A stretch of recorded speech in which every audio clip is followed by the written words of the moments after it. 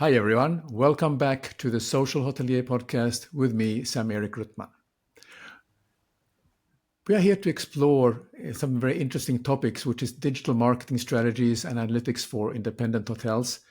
So I'm very thrilled to have Philippa Gamse, a renowned digital strategist, to share her insights on boosting sales, revenue, and guest engagement. Get ready for actionable tips and hidden gems to elevate your hotel's online presence.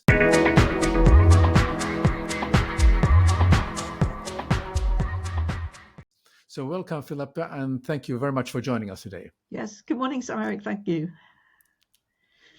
So we're interested to understand and for the audience to get some background about your fascinating career in digital strategy and analytics. So could you walk us through the key milestones that shaped your professional journey?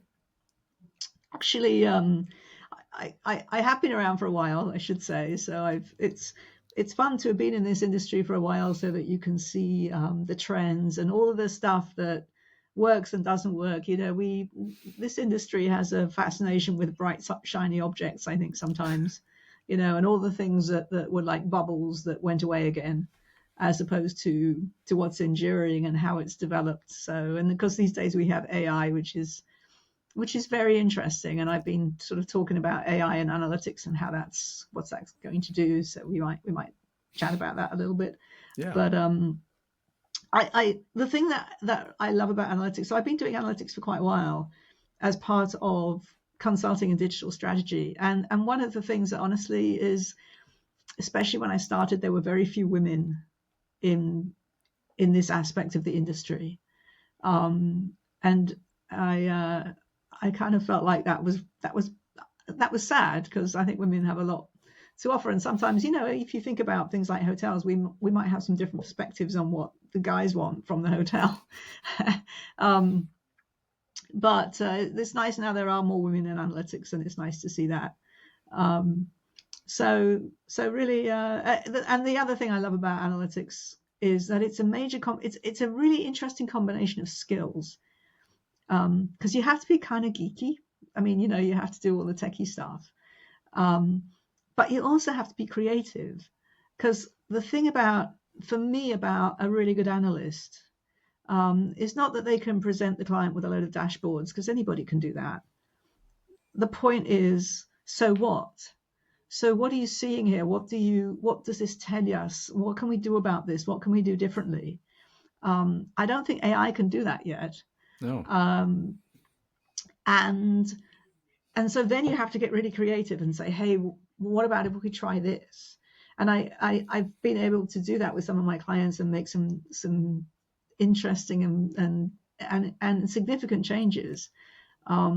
So that's something I really enjoy is, as I say, the mix of being a geek and being kind of creative at the same time.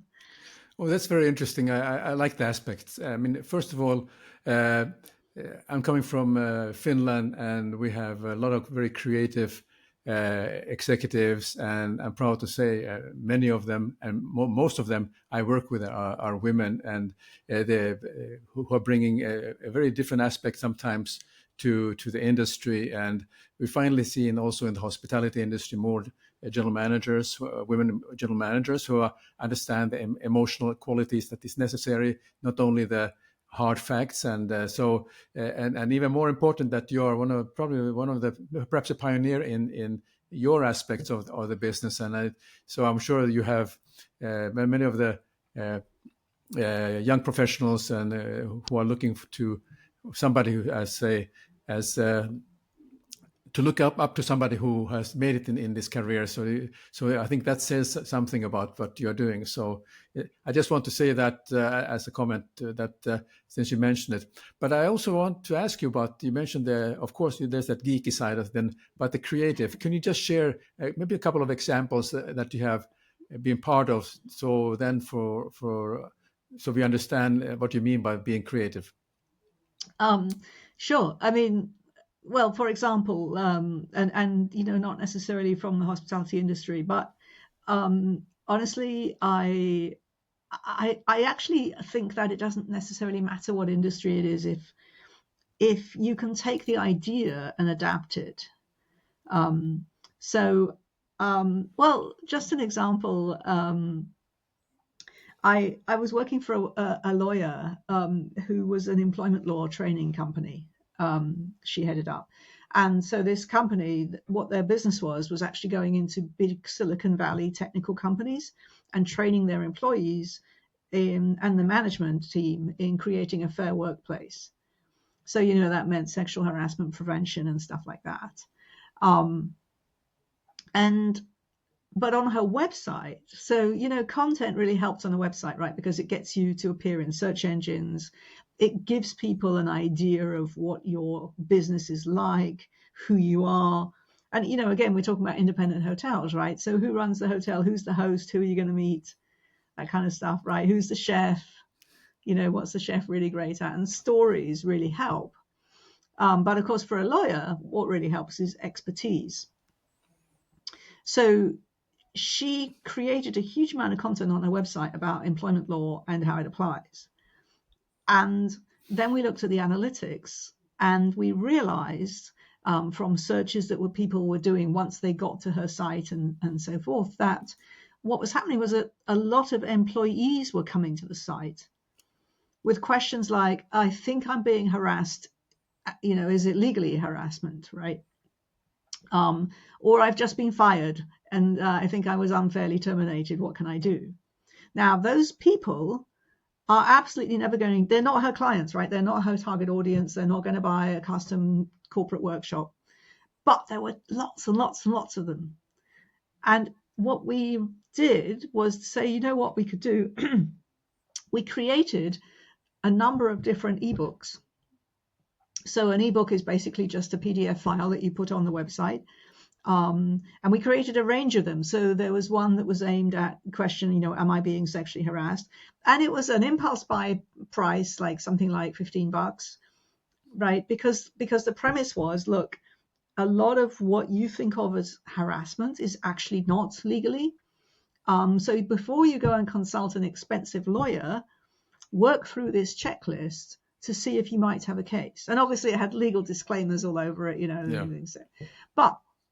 and we did one for I'm being accused of being a harasser. What do I do? Again, we did I think I might have been unfairly terminated. I think I should be getting overtime and I'm not, all of these different kinds of things. And we also did a couple of bigger manuals for employers. Again, not big enough to hire her, but, how to, like a sexual harassment program manual or a fair dismissal or whatever. Anyway, and these are ebooks, which means that somebody can come along and put in a credit card and download the file immediately, and nobody has to be manning any sort of actual manual process there, right? It's all automatic.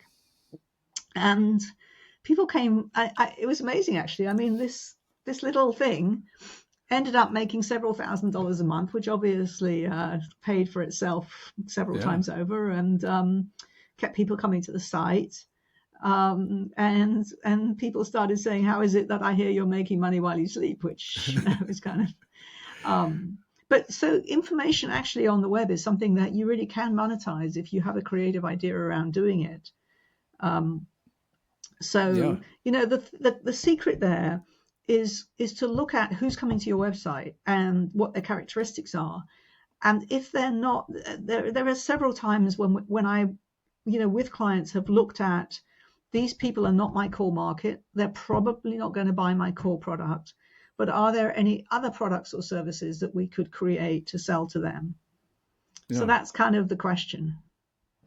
Very interesting. Yeah, that's actually very good. The way you put it, because I think this is clearly overlooked, and particularly in the when the example about the legal services, which maybe is totally out of reach for many people who may have an issue. So I mean, this simple ebook provides so much information that will help them, and gives also a positive reputation to the lawyer in question. So I think that's a very, very valuable in many ways.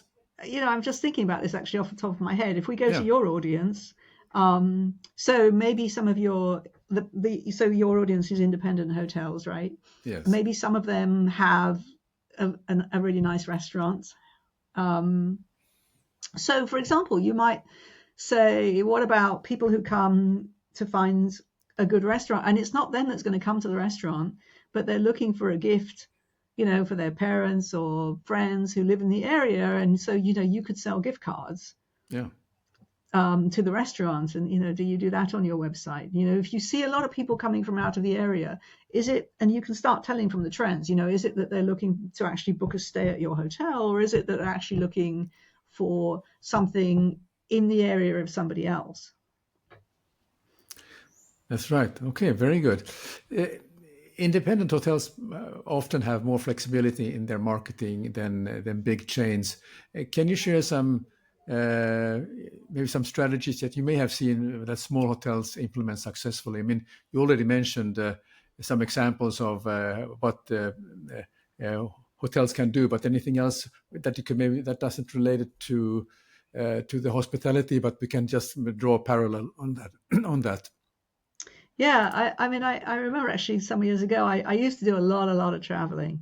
And I remember the big chains, um, because I was in all of their loyalty programs and everything. And then they used to send me, and I was doing a lot of traveling. And so the last thing I wanted to do most of the time when I was at home was to travel, right? And some of the big chains, I live in California, and they'd start sending me these emails with, a holiday break in Orlando. And honestly, Disney World is not my thing. and and I don't want to travel from California to Florida, particularly when I have to do that a lot for business anyway. And Kimpton, I remember Kimpton really impressed me because Kimpton sent out an email that said, tell us a bit about you specifically, right? This is personalization, which is a big trend. Tell us what's really important to you. And they asked really intelligent questions, like, for example, do you travel a lot by yourself as a woman? And if so, would you like a woman only floor in the hotel? And of course, the answer, and a woman only lounge, right? And of course, the answer to that is absolutely. Where do you like to travel? What kind of holidays do you like to take? Do you like wine tours? I mean, what would you actually like us to tell you about? And it Yeah. was such a great approach. I really appreciated that. Um, Well, yeah, I see that also. I mean, particularly the chains like Kimpton is a very good example of, and also the new smaller chains that have has not necessarily part of the large hotel management companies, but they start on their own, and they have a very fresh outlook. I mean, they're purely the only interest is that what you would like, because then they try to develop a service and a product around it, and as long as it fits maybe the lifestyle that you represent. One example is a brand called uh, My Habitas or Our Habitas, which is a lifestyle brand, and they have a very interesting approach to resort and kind of wellness, and because this is what people are looking for. Typically, maybe a larger standardized chain, they give sort of the standardized offers, right. the spa packages without actually asking what the customer wants, but just give you the list to choose from. But the smaller ones, they're making a lot of effort to find out really what the customer wants. But how can one, on just from the analytics point of view, find out a little bit more about the customer? Or is it possible that you can also by studying the information that you as a consultant do to actually pick something out of those things? So, we have two types of analytics, as we call it. So there's the numbers, which we call, quantitative.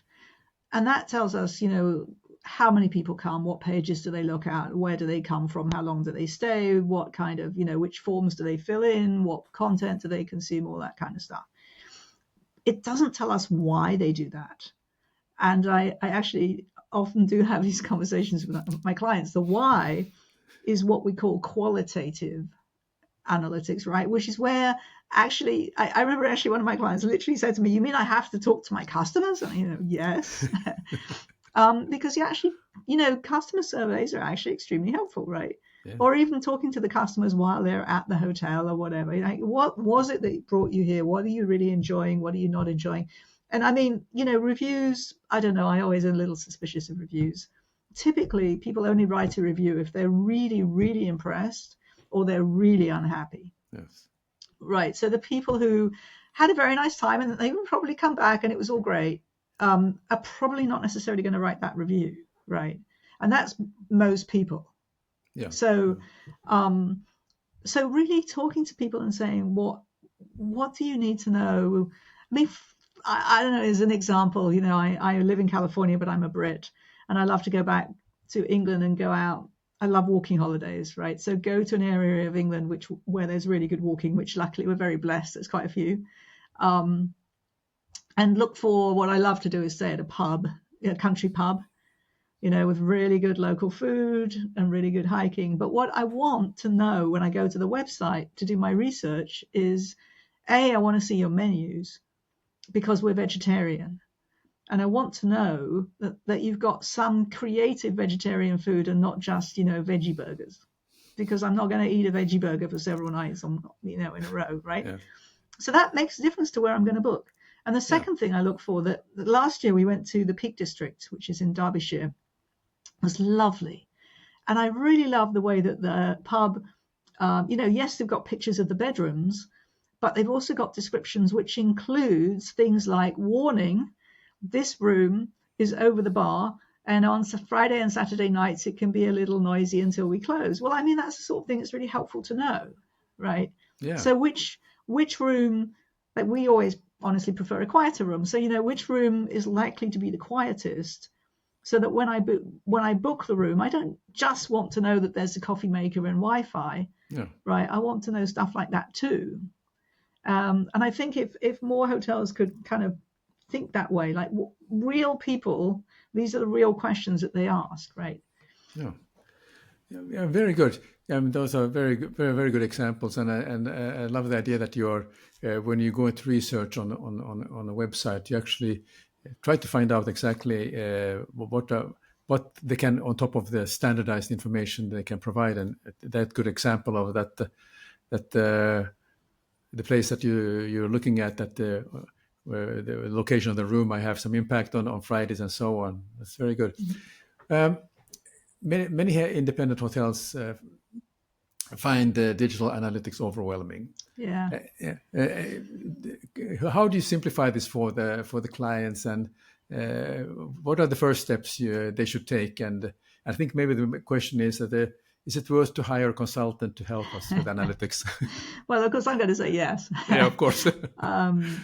But no, absolutely. I mean, look, you have a website, right? That means that you've spent time and resources on building a website, and that website probably is pretty critical to you in getting business.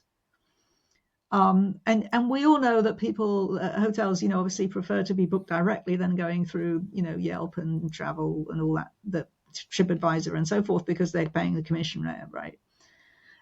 So, if you can get people to come directly to your website to book, that's your ultimate goal, right? So you really do want to know how well are people interacting with your site? How easy is it for them to find things?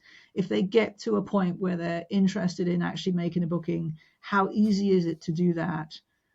Are there places where they get so annoyed by the number of questions that you're asking that they go away, and they don't complete? Which pages, like, maybe you have some video of your site or a page, photo galleries, etc. Like, which of your content clearly moves people forward in the process, that makes them actually put in a booking. Yeah. And the analytics can be extremely helpful for that. And at the same time, yes, it can be, when you first look at the interface, I mean, there's no question, it can be extremely daunting. And in my opinion, as the business owner, this is not your job, and it really shouldn't be something that you struggle with. And hiring somebody who can interpret those numbers for you and make some actually seriously good suggestions, make sure that the numbers that you're getting are real. Because, okay, I actually just did some work with an independent hotel in the Lake District, which is also in England.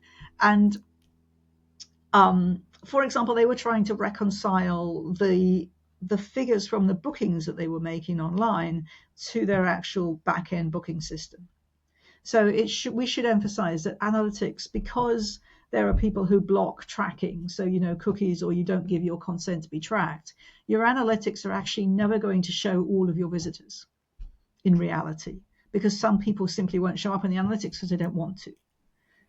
But they'll still visit the website, and obviously if they make a booking, they'll still be in your booking records, right? So just to be really clear with people, your analytics should not be your tool of record for how many bookings do I get. Yeah. So what it is, though, the reason they wanted me to clean up their e-commerce data, their bookings data, was because it does help us to sort of, as I said, show the customer what we call the customer journey, like which content and which pages are key to completed bookings. So obviously we want to have clean data so that we know when we have a completed booking, and then we can trace that back. So, and also which marketing tactics that we use bring the most qualified visitors. So if we're doing a lot of search engine optimization, usually search engines bring the best prospects because they're actually looking for something. Yes. And I see a lot of clients doing social media advertising, and that can bring a lot of people. But if you look at, one of the things the analytics can tell you is how long do they stay on your site. And typically, social media visitors spend a lot less time on your site than organic search visitors, because they may not have been actually setting out to look for a hotel, whereas somebody proactively doing search is in the mindset of, I'm looking for a hotel, right? So looking at which of your marketing channels and your email, so hopefully you have an email newsletter, right? How well is that doing in terms of bringing people back and generating rebookings? So that's why the analytics are helpful, is in telling you what's working and what's not working, sort of along the process of how you're trying to promote yourself. Excellent. So many independent hotels rely on third-party booking engines, and they pay high commission. And the typical story, when I have done some consultation for hotel owners and developers, when they open the hotel, they say, well, I think it's easier for me that I just give it to a third-party booking engine. I allow them to pay the high commission, and I pay the high commission. Then eventually I will reduce this portion of and rely on direct booking. Your thought, just in principle, is this a wise way to start your business, or should you be more clever than giving your hard-earned money in terms of commission to those third-party engines? Well, yeah, I mean, I guess it depends on your level of technical competence, and I mean, you're going to need some sort of e-commerce engine if you're going to take actual bookings online. Yeah. And if you go with an experienced provider, at least hopefully they know what they're doing and it's going to work, which is an important consideration. The thing that drives me crazy about third party is that typically what happens is the visitor on your website goes into the third party booking engine to actually make the booking. And that means that your analytics stops as soon as they leave your site. Your analytics stops tracking them. And so everything that I've just been talking about, which is we want to know which marketing channels, generate the best leads and generate the actual bookings and so on, you lose track, right? Because the visitor has gone into the booking engine.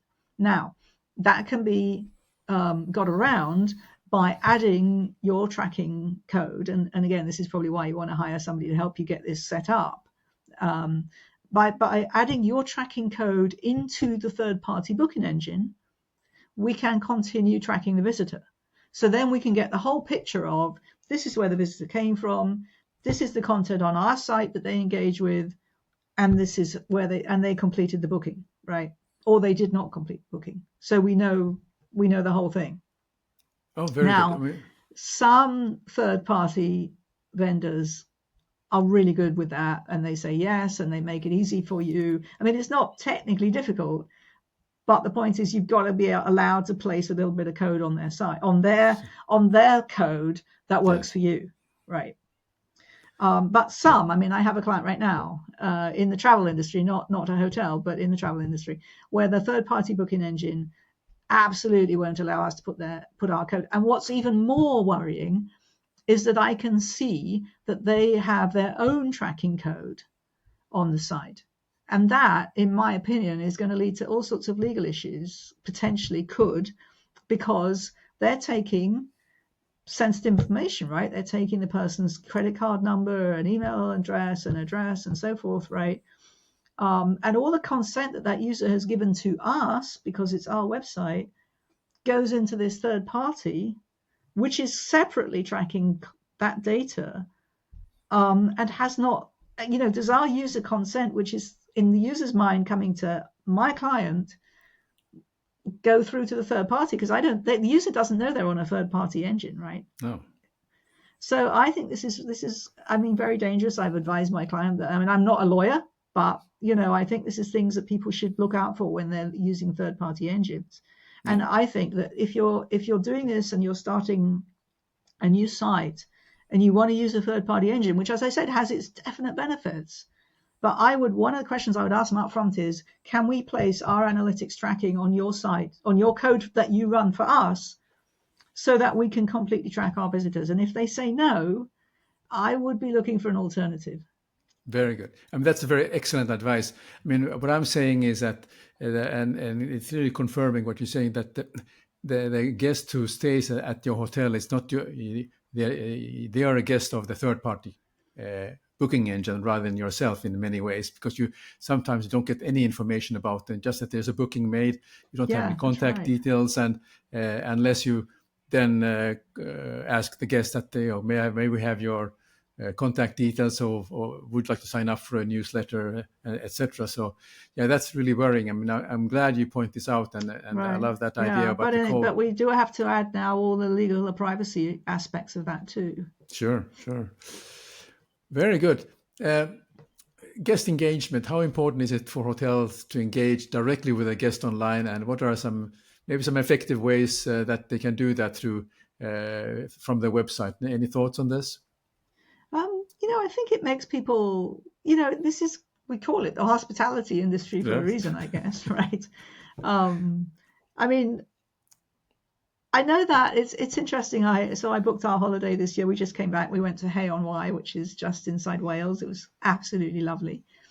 And the one criticism I have of the hotel is that I sent them, I made the booking quite a long time before I went there, and I wanted to know if we were going to get a quiet room, because I didn't, I wanted to request it, and I sent them an email and I never got a reply, which of course doesn't, then of course I'm going, I hope our booking is they've got it, because I've got a confirmation number, but so having a kind of, hey, we're really looking forward to welcoming you on such and such a date, and is there anything particular that you would like, or do you have any special requests, would have been a really nice kind of, and it helps me anticipate the holiday and look forward to it even more, because I know that I'm going to a place where I'm going to get great hospitality. And when we got to the hotel, we did. It was lovely. But there was just that little glitch beforehand where, and you don't want the guests worrying about, oh no, they've lost my booking. Yeah, absolutely. Very good. One of the topics I want to lean into a little bit is the artificial intelligence and your views, how it is best being used, and how do you see is kind of effective use? Because things are moving very quickly. I'm trying to keep up with what's going on, but I don't really know much. But maybe since you are following this also, how do you see the artificial intelligence impacts and the tools that are available that can be effectively used in this? Well, so, there's a lot of talk, for example, like if you're a hotel and you're writing copy for the website, around room descriptions or descriptions of your facilities or whatever, and there's a lot of talk about having AI write for you. So you could go to an AI tool and say, write me a really appealing description of this room, which features this, this, and this. What I do, I do use it a little bit when I'm writing. But I think what I do is I use it to give me some ideas and sort of draft something, and I do not use it for final copy because I think it has to have my voice. I mean, I think it has to be authentic because most of what AI writes feels like it was written by a robot when you read it, right? That's true.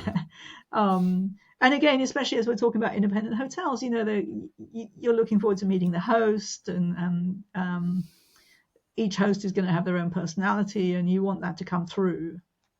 So I think, if you want help generating ideas for copy, it's very helpful. But I would say, don't let it write your copy necessarily. On the analytics side, I actually have just been asked to help test a tool that's being developed in the UK, and I'm sure there are others that are supposed to help you interpret the analytics. Oh, I see. So rather than hiring me, you plug in a tool. And I actually had a discussion with some fellow practitioners last week, and I think the AI tools around the analytics they're very good at the basics, which is, how many visitors did we get this week as compared to last week? What were the trends? Did they consume more of a different type of content, that kind of stuff? And it can do reporting pretty well. Yeah. And I mean, the tool that I'm testing, you can ask questions like that, and then you can say, can you show me that in a bar chart, or can you show me that on a map? And it can do that very, very nicely. And you don't have to know how to make a bar chart technically, because you can just ask for it. But,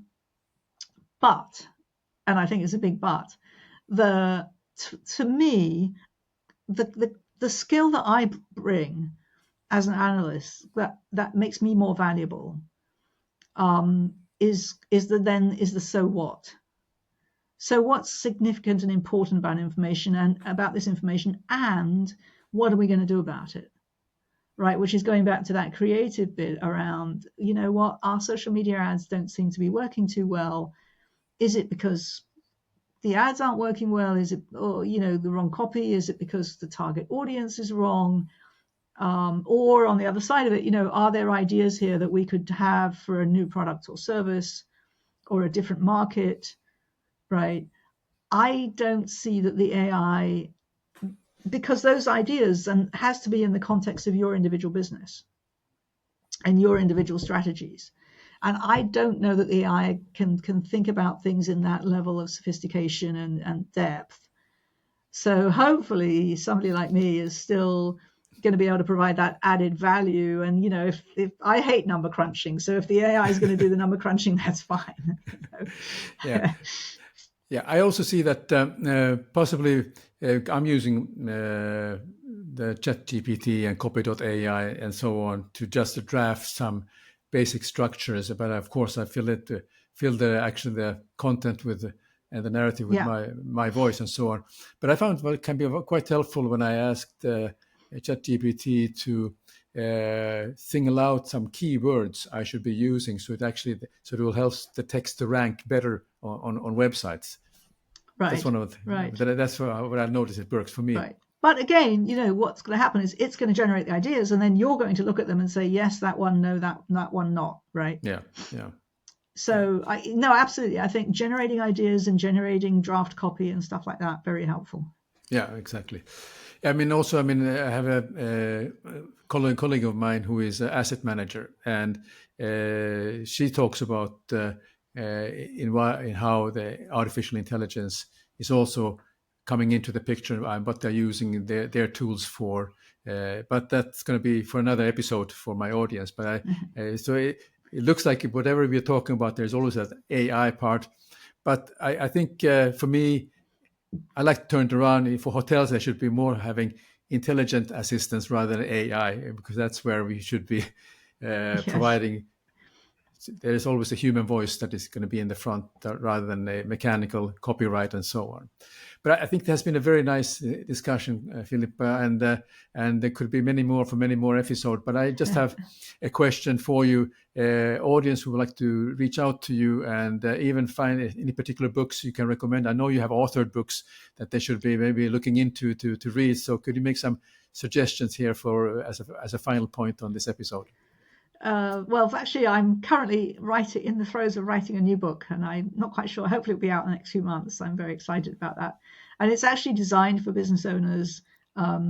in a completely non-techie way to talk about some of the things that you should be looking for and how you should be thinking about it. And I hope it will work, because I don't think there's anything else out there like it. So the answer to your question is that actually I'm not sure that it depends how books are produced. Mine is being produced like, on demand. The major publishers, one of the issues about writing a book for a major publisher in this field is that by the time it's gone through their whole process, it's out of date.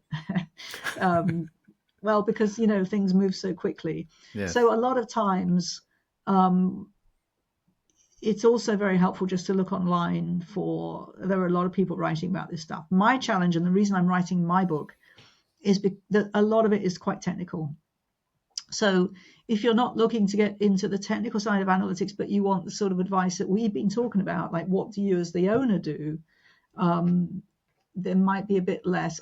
One of the books that I absolutely love, that's older, but still really packs a punch for me because it's still so relevant, even if the examples are old, is a book called Don't Make Me Think. So Don't Make Me Think by Steve Krug, Krug. And it's a book on usability. Excellent. And it's an easy read. It's very humorous, but it just makes you really look at your website all over again going, you know what? Yes, that's ridiculous. I can't believe the page looks like that. So that's a really good one. Well, and then just to Philippa, is a way to reach you, or are you on LinkedIn or any other yes, platforms? So I'm absolutely on LinkedIn, and I love connecting with people on LinkedIn. Please look me up. And also, my website is websitesthatwin.com. So again, websitesthatwin.com. Hopefully you'll put these in the notes, right? Yes, and I will. On the website, there's a free ebook. So it's just a sort of idea generator for you that's absolutely free. And it's about 5 stories of actually client examples from my experience where we've looked at the analytics, found something that we wouldn't otherwise have known, and made significant changes either to the website or to the business based on what we saw in the analytics. And it's designed to give people ideas and like we've been saying, like, oh, maybe I could do something along those lines. So it's completely non-techie. There are no charts or anything like that. But I'm hoping it's helpful to people. Very good. As I promised in the beginning, you will learn something today from Philippa. She has given lots of interesting information, and I learned quite a bit today also in this episode. So I'd like to thank you, Philippa, for joining me today, and look forward to keeping in touch. Perhaps we can do another episode once we see how further this technology is evolving. Excellent. Thank you so much.